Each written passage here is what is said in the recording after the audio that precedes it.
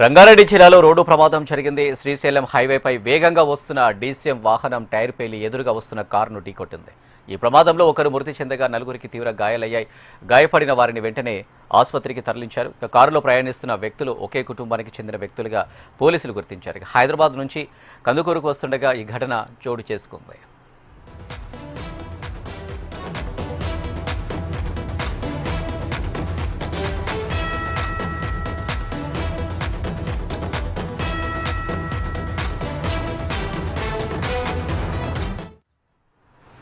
రంగారెడ్డి జిల్లాలో రోడ్డు ప్రమాదం జరిగింది. శ్రీశైలం హైవేపై వేగంగా వస్తున్న డీసీఎం వాహనం టైర్ పేలి ఎదురుగా వస్తున్న కారును ఢీకొట్టింది.